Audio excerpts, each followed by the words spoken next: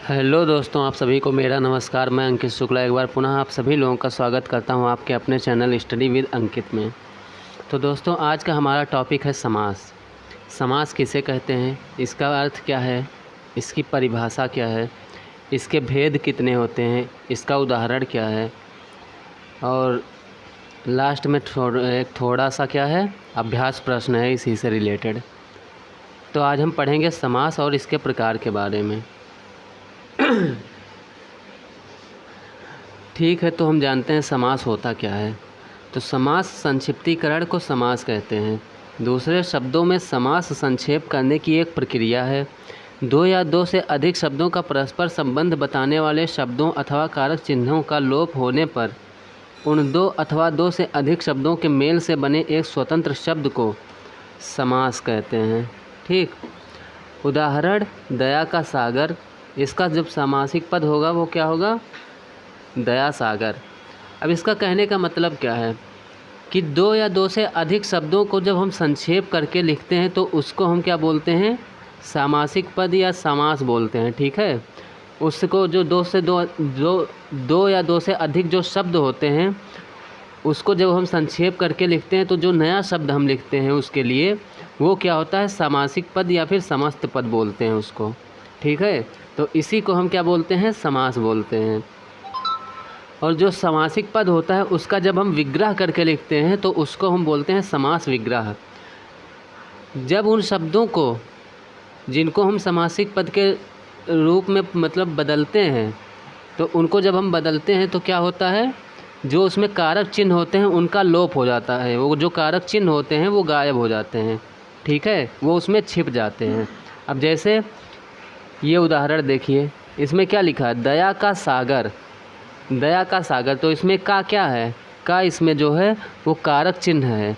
तो दया का सागर यानी जब हमने इसका इसको जब समास में बदला हमने तो ये क्या हो गया, दया सागर। ठीक है, तो इसी तरह से होता है। जैसे अब होता है राजा का पुत्र, तो राजा का पुत्र को हम क्या बोल सकते हैं, राजपुत्र। तो का जो है वो क्या हुआ, गायब हो गया। जैसे माता और पिता, तो माता और पिता को हम क्या बोल सकते हैं, माता पिता। सुख और दुख, सुख और दुख को हम क्या बोल सकते हैं, सुख दुख। यही तो है ना। अब जैसे चतुरानन, तो चतुरानन का मतलब क्या हुआ, चार हैं जिसके आनन, मतलब जिसके चार आनन का मतलब होता है मुख। तो चार हैं जिसके मुख, तो चतुरानन का मतलब कौन हुआ। अब चतुरानन की जब बात करेंगे तो सब लोग समझ रहे हैं कि चार मुख किसके हैं, ब्रह्मा जी के हैं। तो ये सब क्या होते हैं, इन्हीं को हम समास कहते हैं। अब समास जो होते हैं वो क्या होते हैं, इसके कुछ प्रकार होते हैं। तो इसके मुख्य रूप से कितने प्रकार हैं, मुख्य रूप से इसके 6 प्रकार हैं। पहला है द्वंद्व समास, दूसरा है द्विगु समास, तीसरा है तत्पुरुष, चौथा है कर्मधारय, पांचवा है अव्ययी भाव समास और छठा क्या है, बहुव्रीहि समास। ठीक, अब द्वंद्व समास क्या होता है, तो द्वंद्व समास में आपको ज़्यादातर जगहों पे ये योजक चिन्ह दिखेगा। और अगर आपको योजक चिन्ह नहीं दिखता है तो द्वंद्व समास में जो दोनों पद होते हैं, देखिए कोई भी जो समास होता है तो उसमें क्या होते हैं, समास जो होता है उसमें 2 पद होते हैं, एक होता है पूर्व पद और एक होता है उत्तर पद। ठीक है, अब जैसे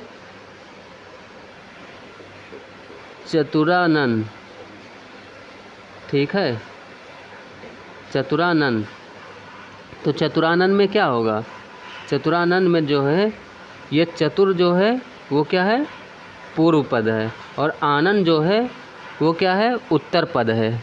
ठीक है, तो किसी भी समास में जो होगा उसमें 2 पद होंगे, एक पूर्व पद होता है और एक उत्तर पद होता है।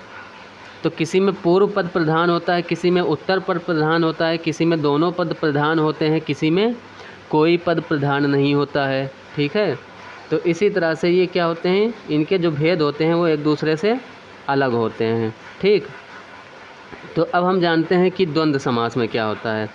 तो द्वंद्व समास में क्या होता है कि कोई भी कमज़ोर नहीं होता है, दोनों पद क्या होते हैं, प्रधान होते हैं। पूर्व पद भी प्रधान होता है और उत्तर पद भी प्रधान होता है। ठीक, पूर्व पद भी प्रधान है और उत्तर पद भी प्रधान है, और अर्थ की दृष्टि से दोनों का स्वतंत्र अस्तित्व होता है। मतलब जैसे क्या लिखा है यहाँ पे, माता पिता, तो इसका जब हमने समास विग्रह किया तो क्या हुआ, माता और पिता, मतलब माता भी हैं और पिता भी हैं, और दोनों क्या हैं, दोनों ही प्रधान हैं। ठीक है, दोनों का ही अपना महत्व है, तो इसमें हम किसी को चुन नहीं सकते हैं। ठीक है, किसी एक को नहीं चुन सकते हैं, तो वही है। अब जैसे क्या लिखा है, राम कृष्ण, तो राम और कृष्ण हो गया। ठीक, भाई बहन, भाई और बहन हो गया। पाप पुण्य, पाप और पुण्य हो गया। सुख दुख, सुख और दुख हो गया। तो इसमें क्या है, ये दोनों समझ लीजिए क्या है, प्रधान हैं। ठीक है, इन दोनों का क्या होता है, अस्तित्व होता है। तो समास विग्रह करने पर ये क्या होते हैं, और से, ये और के द्वारा जुड़े होते हैं एक दूसरे से। ठीक है, या फिर इनके बीच में क्या होता है, योजक चिन्ह लगा होता है। तो ये क्या होते हैं, अधिकतर जगहों पे, कुछ जगहों पे नहीं भी लगा मिलेगा, लेकिन अधिकतर जगहों पे योजक चिन्ह आपको मिलेगा। तो ये क्या होते हैं, ये होते हैं आपके द्वंद्व समास। ठीक, जब हम इसको जब ये समास के रूप में लिखा होता है तो इसमें ये जो और होता है, ये क्या होता है, इसका लोप होता है, ये गायब होता है। और जब हम विग्रह करते हैं तो ये और आ जाता है। जैसे यहाँ पे क्या लिखा था, माता पिता, बीच में डैश था। जब हमने क्या किया, इसका विग्रह किया तो माता और पिता हो गया। तो इस प्रकार से ये क्या होता है, द्वंद्व समास होता है। ठीक,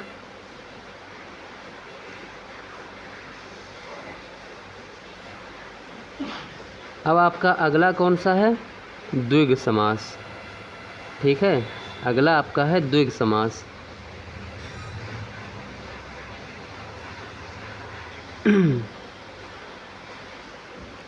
तो जानते हैं द्विग समास क्या है। तो जिस समास में पूर्व पद, पूर्व पद का मतलब हमने क्या बताया था, जो पहले होता है, और उत्तर पद का मतलब क्या होता है, जो बाद में होता है। तो जिस समास में पूर्व पद संख्यावाची होता है उसे हम द्विग समास कहते हैं। अब पूर्व पद जैसे लिखा है नवरत्न, क्या लिखा है, नवरत्न। ठीक है, नवरत्न लिखा हुआ है। तो इसमें जो नव है, ये नव क्या है, ये नव ही तो पूर्व पद है, और रत्न क्या है, ये उत्तर पद है। तो पूर्व पद ये नव है, और नव का मतलब क्या होता है, नव का मतलब होता है नव। ठीक है, नव का मतलब क्या होता है, नव का मतलब होता है नव। तो ये जो नव है यही क्या है, पूर्व पद है, और ये क्या है, संख्यावाची है। तो द्विग समास में क्या होता है कि जो पूर्व पद होते हैं वो संख्यावाचक होते हैं। तो नवरत्न का मतलब क्या हुआ, नौ रत्नों का समूह। ठीक है, तो ये क्या है, द्विग समास है। किसी भी समास में अगर आपको पूर्व पद संख्यावाचक दिख जाए तो समझ लीजिए वो क्या है, द्विग समास है। सप्तद्वीप लिखा है, सप्तद्वीपों का समूह, यानी कि 7 द्वीपों का समूह जो होता है वो सप्तद्वीप है। 3 भुवनों का समूह वो त्रिभुवन है। 7 मंजिल, 7 मंजिल का समूह। ठीक है, तो ये सब क्या है, दोपहर, दोपहर भी क्या है, दोपहर का मतलब क्या हुआ, दोपहर। ठीक है, तो वो भी क्या है, वो भी ये जो है द्विग समास है, द्विग समास के अंतर्गत आ जाएगा आपका। ठीक है, तो ये सब क्या है, सप्ताह जैसे है, तो सप्ताह भी आपका क्या होगा, द्विग समास के अंदर आएगा। तो ये सब क्या है, द्विग समास के उदाहरण हैं। अब जैसे आपको कहीं कहीं दिखेगा दशानन, तो दशानन में आपको क्या दिखेगा, दशानन में क्या है, दशानन में जो पूर्व पद है वो संख्यावाचक आपको दिख रहा है, लेकिन दशानन का मतलब क्या होता है, दशानन जो होता है वो किसके लिए प्रयोग किया जाता है, रावण के लिए प्रयोग किया जाता है। चतुरानन जो है वो किसके लिए प्रयोग किया जाता है, उसमें भी पूर्व पद जो है संख्यावाची है, लेकिन ये ध्यान रखिए कि वो प्रयोग किसके लिए किया जाता है, तो वो ब्रह्मा जी के लिए किया जाता है। पंचानन किसके लिए प्रयोग किया जाता है, हनुमान जी के लिए या शंकर जी के लिए प्रयोग किया जाता है। ठीक है, तो ये सब क्या हैं, ये सब किसी एक कोई एक जो प्रसिद्ध है उसके लिए ये सब क्या होते हैं, प्रयोग किए जाते हैं। ठीक है। तो इसलिए ये सब किसके अंतर्गत आ जाएंगे? चतुरानन, पंचानन और दशानन, ये सब किसके अंतर्गत आ जाएंगे? ये सब आ जाएंगे आपके बहुव्रीहि समास के अंतर्गत। इसमें पूर्व पद संख्यावाची तो है, लेकिन ये किसी एक के लिए ही प्रयोग हो रहा है। अगर हम दशानन की बात करेंगे तो तुरंत आप समझ जाएंगे कि रावण की बात कर रहे हैं, ठीक है। तो ये सारे क्या हैं? एक्सेप्शनल केस में हैं, तो ये बहुव्रीहि समास में जाएंगे आपके। लेकिन बाकी जो होंगे द्विग समास, उसके अंतर्गत क्या होंगे? जो पहला पद होता है वो संख्यावाची होता है, ठीक है। तो जहाँ भी आपको प्रथम पद संख्यावाचक दिखे, इन सबको जो अभी हमने बताया इनको छोड़कर प्रथम पद जब आपको संख्यावाची कहीं भी दिखे तो आप समझ जाना कि द्विग समास की बात हो रही है वहाँ पर, ठीक। अब तीसरा है तत्पुरुष समास। तो तत्पुरुष समास क्या होता है? तत्पुरुष समास में क्या होता है? देखिए, जिस समास में पूर्व पद गौड़ तथा उत्तर पद प्रधान हो, तत्पुरुष समास कहलाता है, ठीक है। पूर्व पद जो होता है वो गौड़ होता है, उसकी जो महत्ता होती है वो कम होती है, वो दूसरे नंबर पे समझ लीजिए। लेकिन उत्तर पद जो होता है वो प्रधान होता है, तो उसी के हम क्या बोलते हैं? तत्पुरुष समास बोलते हैं। दोनों पदों के बीच परसर्ग का लोप रहता है। परसर्ग लोप के आधार पर तत्पुरुष समास के 6 भेद होते हैं, ठीक है। अब देखिए, तत्पुरुष समास के कितने भेद होते हैं? 6 भेद होते हैं। क्यों? क्योंकि कारक चिन्ह कितने होते हैं? 8 होते हैं, और 8 में से 2 को हम नहीं इसमें काउंट कर रहे हैं, तो 6 कारक चिन्ह बचे। तो उन 6 कारक चिन्हों के बेस पे क्या होते हैं? 6 प्रकार के क्या होते हैं? तत्पुरुष समास होते हैं आपके, ठीक। तत्पुरुष समास आपके कितने हो जाते हैं? 6 हो जाते हैं। अब पहला क्या है? कर्म तत्पुरुष। तो कर्म में क्या, कर्म का क्या होता है चिन्ह? कर्म का चिन्ह होता है को, है ना। कर्ता ने कर्म को, तो कर्म का चिन्ह होता है को। अब इसमें जैसे कि कैसे समास होता है? मत को देने वाला। अब मत को देने वाले को हम क्या बोलते हैं? मतदाता ही तो बोलते हैं। तो क्या हो गया? मत को देने वाला मतदाता, गिरह को काटने वाला गिरह कट। तो इस तरह से इसमें क्या होता है? जब समास हम बनाते हैं तो इसमें को का क्या हो जाता है? लोप हो जाता है, ठीक है। जो को चिन्ह है उसका लोप हो जाता है। अब मतदाता का हम जब विग्रह करेंगे तो ऐसे ही तो करेंगे, मत को देने वाला, गिरह कट, गिरह को काटने वाला। तो ये होता है आपका कर्म तत्पुरुष, इसमें को चिन्ह का लोप हो जाता है। ऐसे ही करण तत्पुरुष है। करण तत्पुरुष में क्या होगा? करण तत्पुरुष में से का लोप हो जाता है। अब कर्ता ने कर्म को करण से, यही तो होता है, तो से का इसमें लोप होता है। अब जैसे जन्मजात, इसका जब समास विग्रह करेंगे तो क्या हो जाएगा? जन्म से उत्पन्न, यही तो होगा। जन्मजात का मतलब जन्म से उत्पन्न। मुँह मांगा मतलब मुँह से मांगा। गुणहीन मतलब गुणों से हीन, ठीक है। तो ये सब क्या हैं?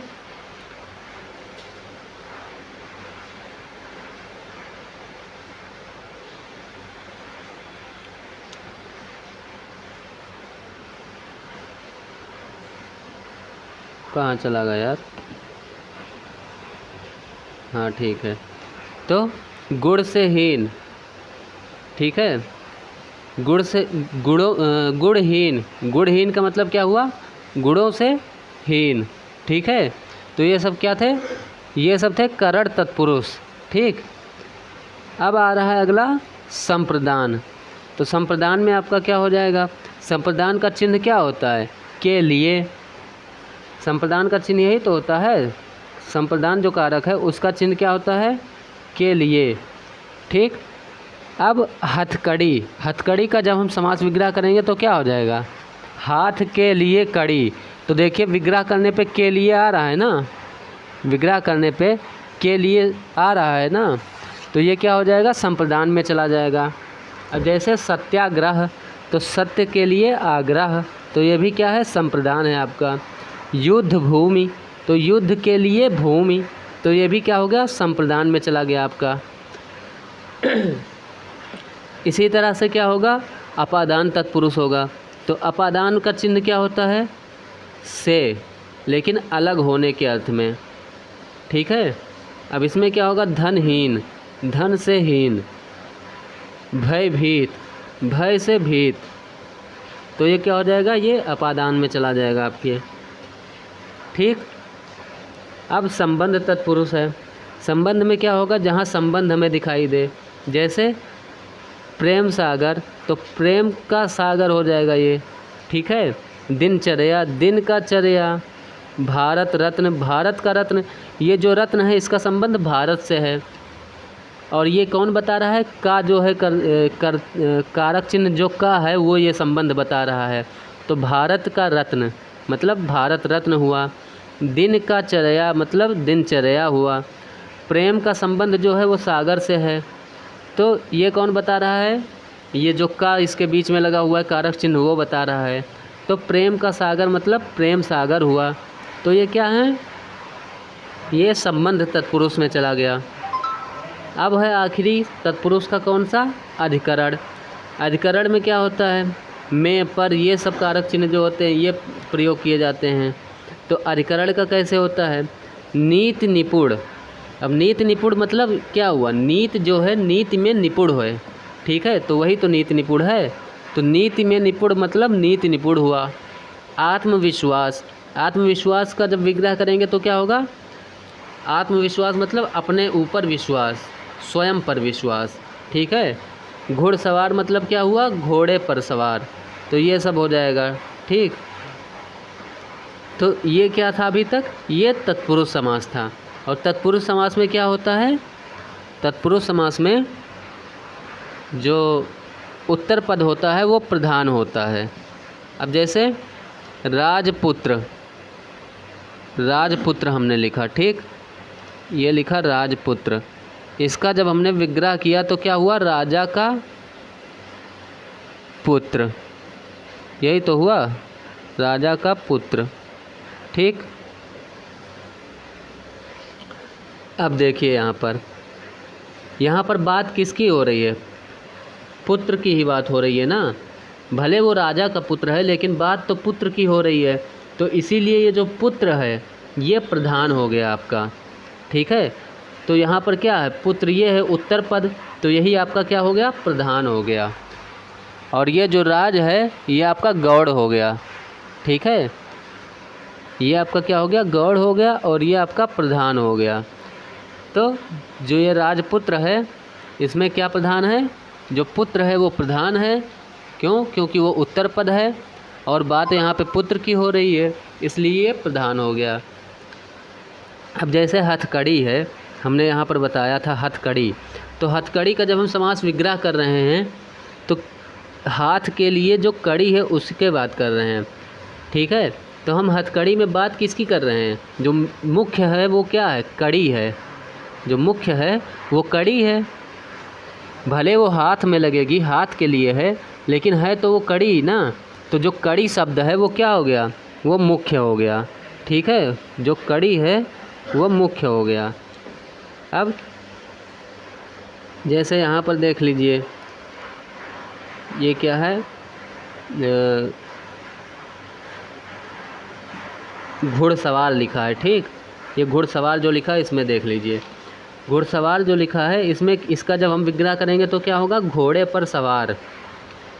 अब घोड़े पर कौन सवार है, कोई भी हो सकता है। ठीक है, तो जो उस पर बैठा है उसी को हम बोलेंगे ना सवार। तो जो घोड़े पर सवार है वही मुख्य है। ठीक है, उसी को हम घुड़सवार बोलेंगे। तो जो सवार है उस पर वही क्या हो जाएगा, मुख्य होगा। तो सवार जो है वो क्या है, उत्तर पद है, और घुड़ जो है वो क्या है, प्रथम पद है। तो भले बात हो रही है घोड़े पर सवार होने के लिए, लेकिन जब उस पर कोई सवार होगा तभी तो होगा ना घुड़सवार। तो इसीलिए क्या हो जाएगा, जो सवार है वो उत्तर पद है और वही प्रधान है। ठीक है। अब चौथा है कर्मधारय समास। तो कर्मधारय समास में आप इतना ध्यान रखिए कि एक विशेषण होता है और दूसरा विशेष से होता है। अब विशेषण क्या होता है, जो पूर्व पद होता है वो विशेषण होता है और जो उत्तर पद होता है वो विशेष से होता है। यानी उत्तर पद जो है वो संज्ञा सर्वनाम कुछ भी हो सकता है। ठीक, जिसकी विशेषता बताई जा रही है। तो उस समास को हम क्या बोलेंगे, कर्मधारय समास बोलेंगे। और इसमें भी प्रधान क्या होता है, उत्तर पद प्रधान होता है। यानी जिसकी विशेषता बताई जा रही है वही प्रधान होता है। ठीक है। अब जैसे क्या लिखा है, काली मिर्च, तो काली मिर्च में हम किसकी विशेषता बता रहे हैं, मिर्च की। मिर्च क्या है, काली है, तो काली है जो मिर्च, तो काली है जो मिर्च मतलब काली मिर्च हो गया। अब नील कमल लिखा है, नील कमल में हम किसकी विशेषता बता रहे हैं, कमल का। कमल क्या है, नीला है, तो नीला है जो कमल, वही क्या हो गया, नील कमल हो गया। तो ये क्या हो गया, कर्मधारय समास हो गया। जहाँ भी आपको विशेषण और विशेष दिख जाए तुरंत समझ लीजिए कर्मधारय समास है। ठीक। अब जैसे लिखा है पीताम्बर, तो पीताम्बर का मतलब क्या हुआ, पीला है जो अंबर, जो अंबर पीला है वही तो पीताम्बर है। तो पीला क्या है, पीला विशेषण है, और अंबर क्या है, विशेष्य है। तो ये क्या हो जाएगा, कर्मधारय समास। ठीक, ये आपका क्या हो गया, कर्मधारय समास हो गया।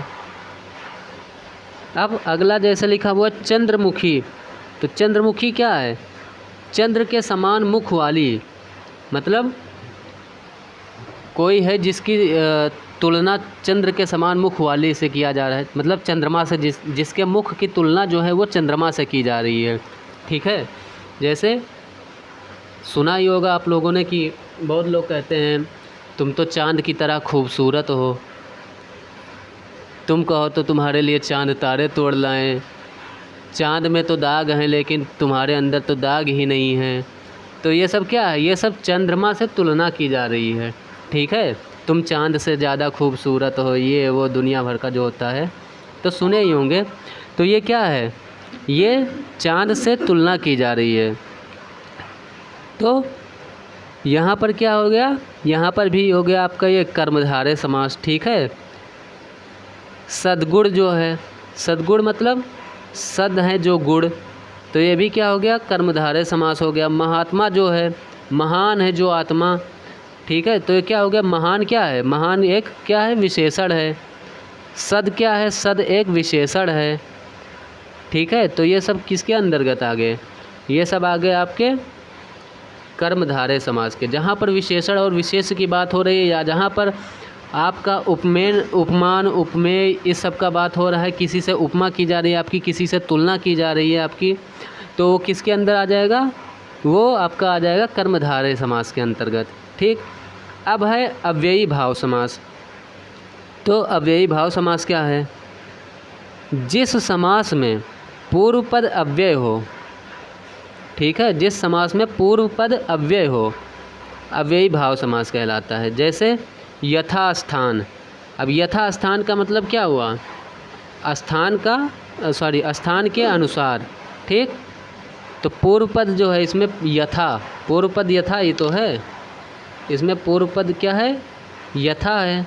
तो यथा क्या है, यथा एक अव्यय है। जैसे यथा स्थान हो गया, यथा शक्ति हो गया, यथा समय हो गया, तो यथा क्या है, यथा अव्यय है। ठीक है, जिसका मतलब क्या होता है, अनुसार समझ लीजिए इसका मतलब होता है। ठीक। तो यथा स्थान लिखा है तो स्थान के अनुसार, यथा समय लिखा है तो समय के अनुसार, यथा शक्ति लिखा है तो शक्ति के अनुसार। तो क्या हो गया, यथा, यथा अव्यय है। ठीक है। तो यहाँ पे ये पूर्व पद है ना, यथास्थान में, यथास्थान में क्या है, पूर्व पद है। तो यथास्थान में जब ये पूर्व पद है और ये है उत्तर पद आपका। ठीक। तो जब पूर्व पद अव्यय हो तो क्या हो जाएगा, अव्ययी भाव समास हो जाएगा। ऐसे ही आजीवन है, तो आजीवन में क्या है, आ जो है वो आपका क्या है, अव्यय है, और जीवन क्या है, उत्तर पद है। तो आ जो है वो अव्यय है आपका, तो ये भी क्या हो जाएगा, अव्ययी भाव समास हो जाएगा। प्रतिदिन, अब प्रतिदिन में क्या है, प्रति जो है वो अव्यय हो गया आपका। ठीक है, प्रति जो है आपका वो अव्यय हो गया, तो ये भी अव्ययी भाव समास में आ गया। तो ये सब क्या हैं, ये अव्ययी भाव समास में आ गए, जिसके अंदर जिस भी शब्द में, जिस भी समासिक पद में प्रथम पद अव्यय हो, वो क्या हो जाएगा आपका, वो अव्ययी भाव समास हो जाएगा। ठीक। अब कौन सा है बहुव्रीहि समास।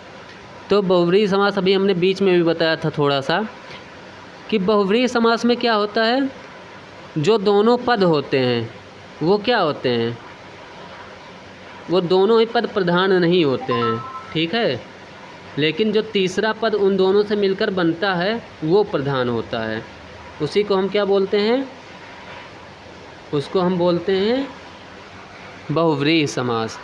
जिस समास में दोनों पदों के माध्यम से एक विशेष तीसरे का बोध होता है, बहुव्रीहि समास कहलाता है।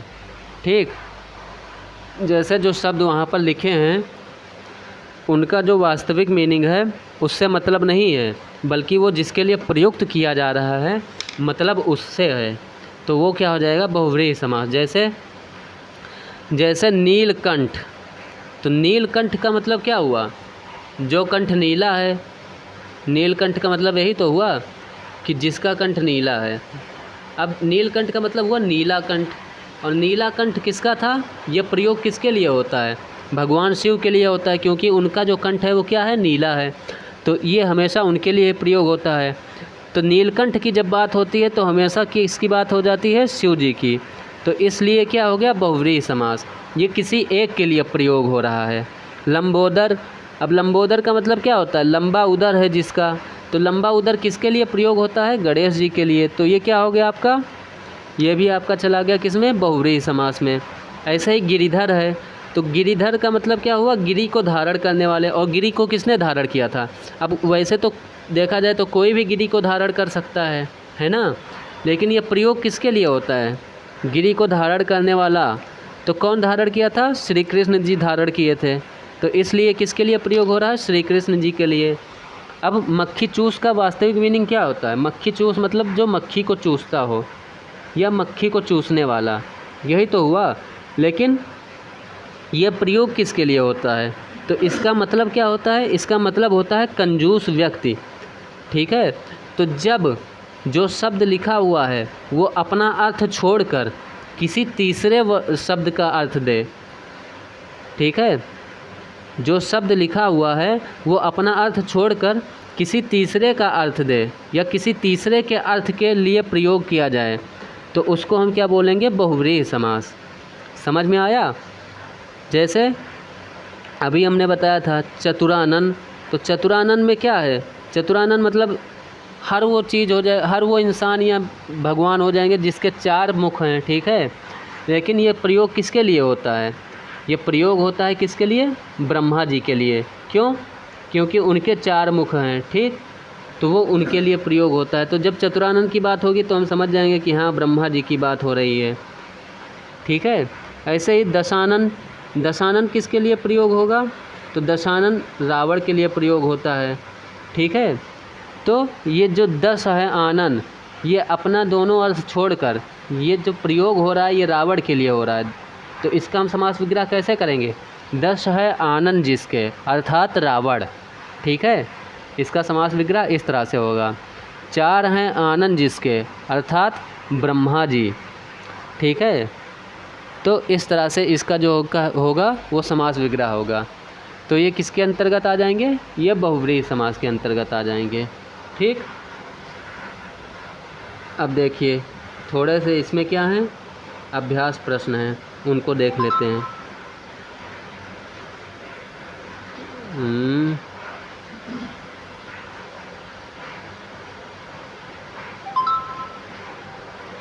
किस समास में शब्दों के मध्य में संयोजक शब्द का लोप होता है। अब शब्दों के मध्य में संयोजक शब्द का लोप किस में होता है, संयोजन की बात किस में हुई थी, जिसमें और के द्वारा जुड़े रहते हैं और का लोप कर दिया जाता है, तो ये किस में था, ये हमने बताया था आप लोगों को ना, किस में था, इसका हो जाएगा द्वंद्व समास। द्वंद्व समास में कैसे लिखते हैं, द्वंद्व समास में ऐसे ही तो लिखते थे, माता, फिर ऐसे डैश था, फिर पिता, तो यहाँ पर क्या होता है, यहाँ पे संयोजक चिन्ह ही तो है, संयोजक शब्द क्या होता है यहाँ पे, माता और पिता होता है, तो और का लोप होके क्या लग गया, डैश लग गया ना, तो इस तरह से। अब देखिए द्वंद्व समास होगा आपका, ठीक। अब अगला क्या है, पूर्व पद संख्यावाची शब्द है। तो पूर्व पद संख्यावाची किस में होता है? हमने अभी बताया था कि पूर्व पद अगर किसी में संख्यावाची दिख रहा है आपको तो समझ जाइए आप क्या होगा, द्विगु होगा। ठीक है, तो द्विग इसका सही उत्तर हो जाएगा। जन्मांध, अब जन्मांध किस में चला जाएगा आपका? कर्मधारय की, तत्पुरुष की, बहुव्रीहि की, द्विग। तो जन्मांध का जब हम विग्रह करेंगे तो क्या होगा? जन्म से अंधा। जन्म से अंधा मतलब से का प्रयोग हो रहा है, से कारक चिन्ह है इसमें, और से कारक चिन्ह किसका है? तत्पुरुष समास का है, तत्पुरुष का है ये। ठीक, तो इसका क्या हो जाएगा? जन्मांध मतलब जन्म से अंधा, तो ये किस में चला जाएगा? तत्पुरुष में। अब जैसे लिखा यथास्थान, तो यथास्थान में क्या है? यथास्थान सामासिक शब्द का विग्रह होगा। अब इसका क्या होगा? विग्रह पूछ रहा है, तो विग्रह पहली चीज़ तो ये कौन सा समास होगा? तो जो इसमें पूर्व पद है यथा, तो यथा क्या है? एक अव्यय है, तो ये किस में जाएगा? अव्ययी भाव समास में जाएगा। ठीक, और उसके बाद में इसका जो विग्रह होगा वो क्या होगा? तो यथास्थान। यथास्थान का मतलब क्या हुआ? स्थान के अनुसार। ठीक, यथा समय का मतलब क्या हुआ? समय के अनुसार। यथा शक्ति का मतलब क्या हुआ? शक्ति के अनुसार। तो यहाँ पे यथा स्थान लिखा है तो इसका क्या हो जाएगा? स्थान के अनुसार। ठीक है, तो आपका ये जो बी वाला है ये आपका सही उत्तर हो जाएगा। फिर है क्या? जिस समास में दोनों पदों के माध्यम से एक विशेष यानी तीसरे अर्थ का बोध होता है उसे क्या कहते हैं? तो हमने क्या बताया कि जो शब्द दिया हुआ है वो अपना अर्थ छोड़कर अगर किसी तीसरे के लिए प्रयोग हो रहा है तो वो कौन सा समास होगा? तो वो बहुव्रीहि समास होगा। ठीक है, जैसे नीलकंठ, नीला है जो कंठ या नीला है जिसका कंठ, तो नीला कंठ किसके लिए प्रयोग हो जा रहा है? नीला कंठ जो है वो प्रयोग हो रहा है शिव जी के लिए। तो नीला का भी यहाँ पे कोई मतलब नहीं है और कंठ का भी कोई मतलब नहीं है। ठीक, मतलब यहाँ पर किससे है? शिव जी से है। तो नीला कंठ की जब भी बात होगी तब शिव जी होगा। ठीक, ऐसे ही क्या था वो दशानन, तो दशानन की जब भी बात होगी तो 10 सिर वाला। ठीक, अब ना तो हमें यहाँ पर 10 से मतलब है और ना यहाँ पर सिर यानी कि आनंद से मतलब है या मुख से मतलब है। यहाँ पर मतलब हमें किससे है? दशानन की जब भी बात होगी तो रावण। तो यहाँ पर क्या हो जाएगा? बहुव्रीहि समास। तो बहुव्रीहि समास में क्या होता है कि जो शब्द है वो अपना अर्थ छोड़कर अगर किसी तीसरे के लिए प्रयोग हो रहा है तो वही आपका क्या हो जाएगा? बहुव्रीहि समास हो जाएगा। ठीक, अब जैसे यहाँ पर क्या दिया हुआ है? अगला प्रश्न सप्तद्वीप। सप्तद्वीप का पूछ रहा है कि समासिक पद कौन सा होगा? तो सप्तद्वीप, पहले तो ये बताइए कि सप्तद्वीप जो है वो समास कौन सा है? तो सप्तद्वीप में कौन सा समास होगा? सप्त का मतलब होता है, सप्त का क्या मतलब होता है? सप्त का मतलब होता है 7, यही तो होता है। और पहला जब ये पूर्व पद है पहली चीज़ तो जब पूर्व पद संख्यावाची हो गया तो यहाँ पर कौन सा होगा? यहाँ पर ऑब्वियस सी बात है कौन सा समास होगा? द्विग समास हो जाएगा। और द्विग समास तो हो गया, अब हम कह रहे हैं कि इसका विग्रह क्या होगा? तो सप्तद्वीप। सप्तद्वीप का मतलब क्या हुआ? 7 द्वीपों का समूह। ठीक है, तो ये क्या हो जाएगा? बी वाला ऑप्शन आपका बिल्कुल सही हो जाएगा। ऐसे ही है मतदाता। मतदाता सामासिक शब्द का विग्रह पूछ रहा है, क्या होगा?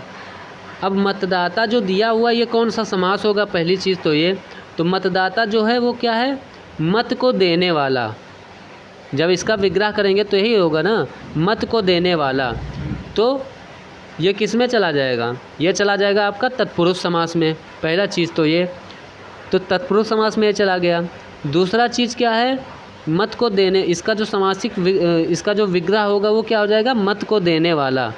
तो ये जो ए वाला है वो आपका सही हो जाएगा। अब फिर है 8वां प्रश्न, आत्मविश्वास में कौन सा समास है? तो आत्मविश्वास में कौन सा समास है? आत्मविश्वास का क्या अर्थ होता है? आत्मविश्वास का अर्थ होता है स्वयं पर विश्वास, यही तो होता है। आत्मविश्वास का मतलब है स्वयं पर विश्वास या आत्मा पर विश्वास, ये भी कह सकते हैं। ठीक, तो इसमें कौन सा चिन्ह आ गया? पर चिन्ह आ गया। तो ये किस समास में चला जाएगा? जहाँ पर ये 6 विभक्तियों वाले चिन्ह होते हैं वो किस में आ जाता है? तत्पुरुष समास में। तो ये तत्पुरुष समास में चला गया आपका। ठीक है, फिर आता है नील कमल। अब नील कमल यहाँ पर क्या है? नील कमल। नील कमल का मतलब क्या हुआ? नीला कमल। अब नीला क्या है? नीला जो है वो विशेषण है और कमल तो विशेष है ही। तो नीला है जो कमल। अब ये किसकी बात हो रही है? यहाँ पे विशेषण भी है और विशेष भी है। तो ये किस समास में चला जाएगा? ये जाएगा आपका कर्मधारय समास में। ठीक, किस में जाएगा? कर्मधारय समास में जाएगा। और विग्रह इसका क्या हो जाएगा? नीला है जो कमल। ठीक है, तो इस तरह से इसका विग्रह हो जाएगा। अब देखिए लंबोदर लिखा है। लंबोदर का विग्रह क्या होगा? अब पहली चीज़ तो लंबोदर समास कौन सा होगा?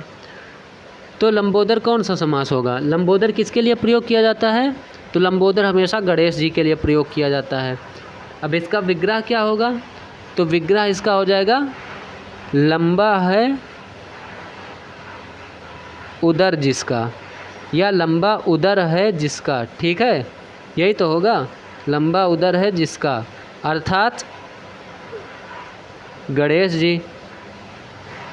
ठीक, अर्थात गणेश जी।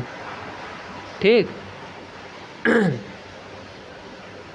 तो ये किसके लिए प्रयोग किया जा रहा है? गणेश जी के लिए प्रयोग किया जा रहा है। तो ये क्या हो जाएगा? लंबोदर। लंबोदर आपका चला जाएगा बहुव्रीहि समास में और इसका विग्रह हो जाएगा लंबा है उदर जिसका, अर्थात गणेश जी। ठीक, तो आज यहीं तक था हमारा। ठीक है, तो आज जो है हमारा यहीं तक का था। अब बाकी का हम किस में देखेंगे? आगे वाली नेक्स्ट क्लास में देखेंगे। इसका हम अभ्यास प्रश्न अभी और करवाएंगे आप लोगों को। तो अगर यहाँ तक कि आप लोगों को क्लास पसंद आई हो तो कृपया इसे लाइक, सब्सक्राइब और शेयर करें। इसी के साथ आज की क्लास यहीं ख़त्म करते हैं। आप सभी लोगों का बहुत बहुत धन्यवाद।